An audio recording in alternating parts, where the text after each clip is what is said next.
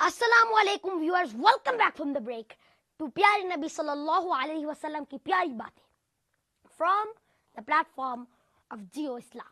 But now we are also having another intriguing and peculiar fact, the bad types of modesty. Now I also talked about the talkative and shyness. That's the same thing. There are two types of shyness which I think is considered bad. One is not to speak out on the front. That to be too shy to speak out. Like somebody is an elder of yours and he's an alcoholic or a chain smoker. So that is when we are too shy.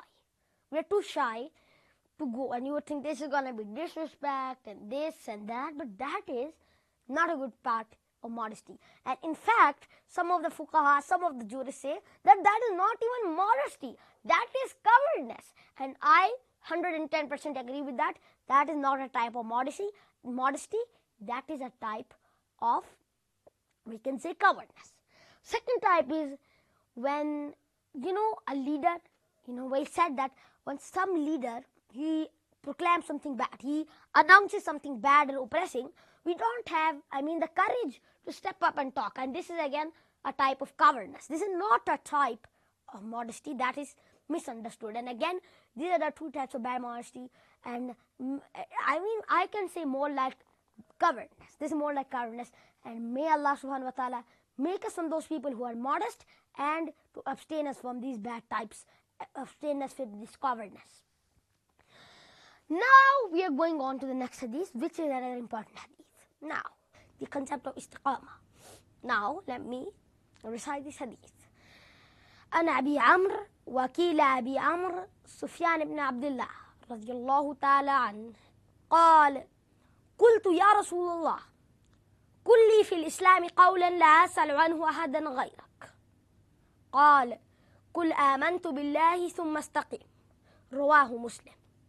So let me translate this hadith.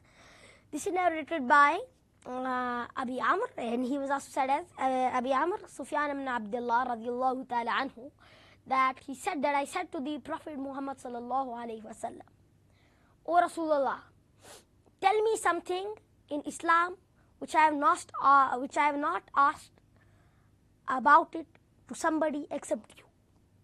Then he said, say I believe in Allah subhanahu wa ta'ala, and then stay steadfast on it. This is narrated by a Muslim. Now, first of all, as it's our tradition, let's see the biography of the narrator, Abi Amr. His name was Abi Amr. Is Abi Amr Sufyan ibn Abdullah radiyallahu ta'ala anhu. But his what we call it, his title was a Thaqafi, because he was from from Taif. He was from that tribe, and he lived in Taif. So he accepted Islam, and the delegation came over there, and he was also kept to collect the charity from the people of Taif by the time Umar radiallahu ta'ala anhu was the caliph. Little is known about him, and he has narrated very few hadith. That is incredible. If you 5 hadith, and one of those 5 hadith from which have been found, this is the hadith. This hadith, now let's have some general comments about this hadith. This hadith, it might seem a bit far-fetched, but this is a message which is a general message. It is a general message to all Muslims, that to know the concept. Qul amantu billahi thumma istaqim. Say, I believe in Allah subhanahu wa ta'ala, then stay steadfast. That is the, general which is given. But now, what here if we see from outer perspective, this hadith, might not look that it's so big and it's just like Qul amantu billahi thumma istaqim, but it is really big in fact. The last part, thumma istaqim, say steadfast on that, this opens it to various boundaries. Now, thumma istaqim doesn't actually mean thumma istaqim, say steadfast on that, just Qul amantu billah, no. This has a lot of criteria and conditions, and we're gonna discuss about this. We're gonna see about this and highlight some characteristics. Now, as we have seen, this hadith, Qul amantu billahi thumma istaqim.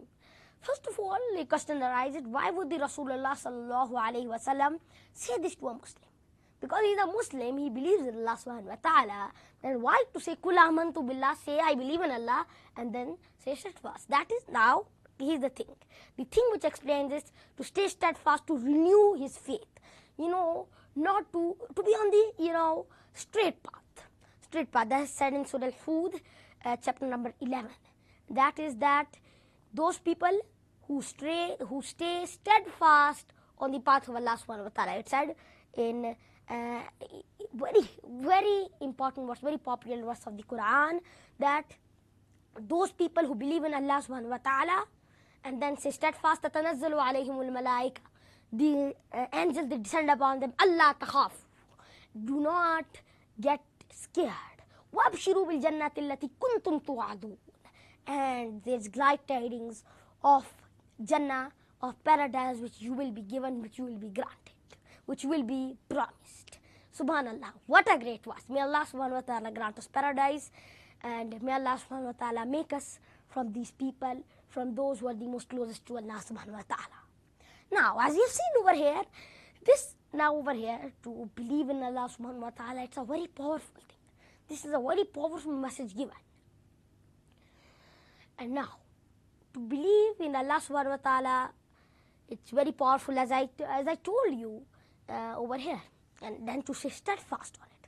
Now, to stay steadfast on it, not is just like I told you, to just say steadfast, like I believe in Allah, I believe in Allah.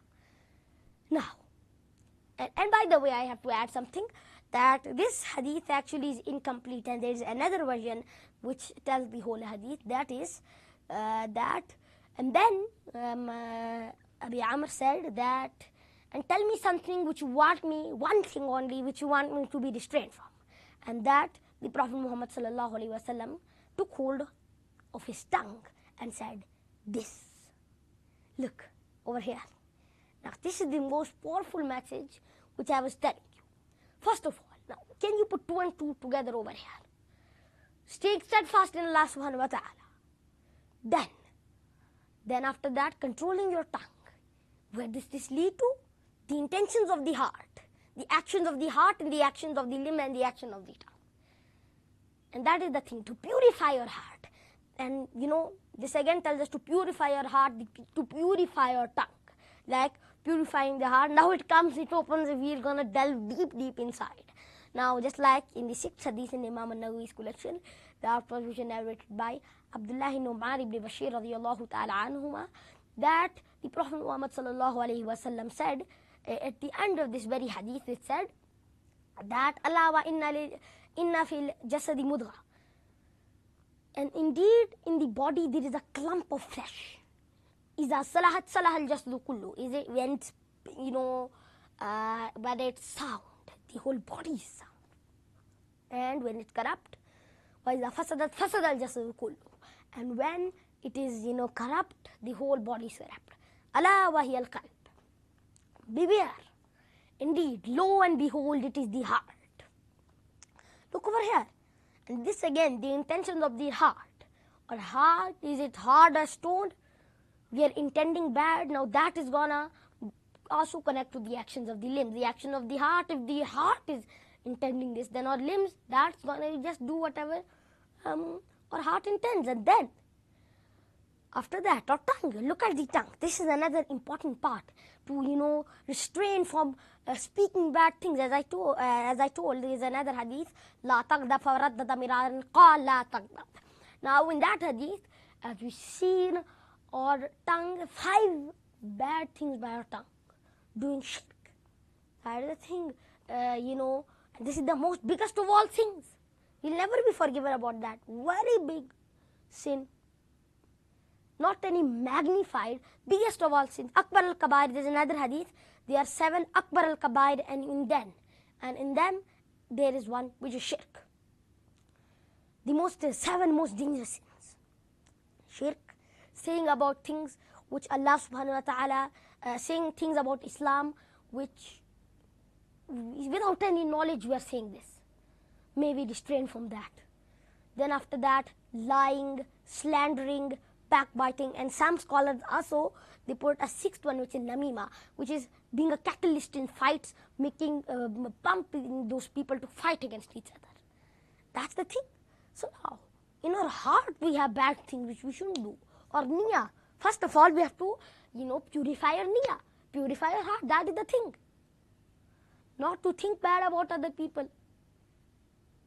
To have a pure intention, to be pious. Now, see over here. Now, if we put 2 and 2 together again, on the other side of the coin, we can see we purify our tongue, we purify our heart as it is. And again, our tongue, it is the whole root cause. Now, over here, there is another hadith which we will come through, inshallah. That is, want I tell you, bimilaki dhalika kulli. This is when Prophet Muhammad sallallahu alaihi wasallam addressed some Sahaba. Then, قلت بلا يا رسول الله فأخذ بلسانه وقال كف عليك هذا. He took hold of his tongue and then said, كف عليك هذا, control this.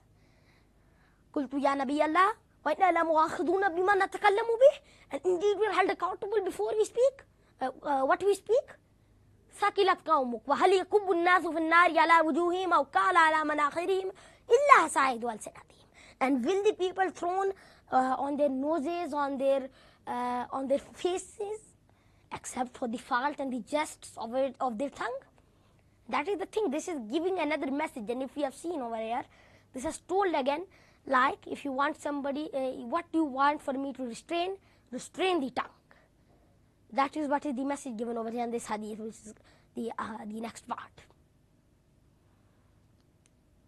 So if we see totally in this hadith, we have encompassed many things in this hadith.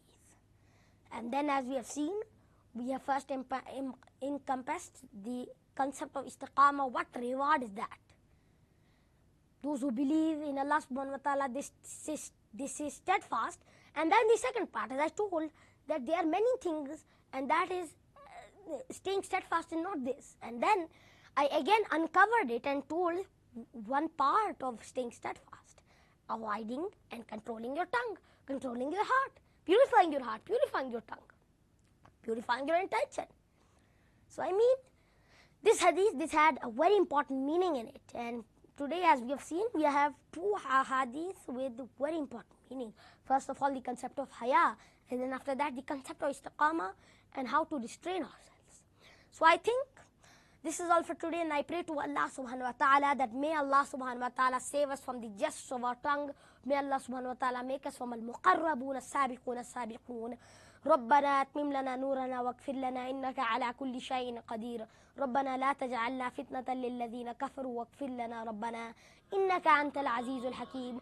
السلام عليكم ورحمة الله وبركاته.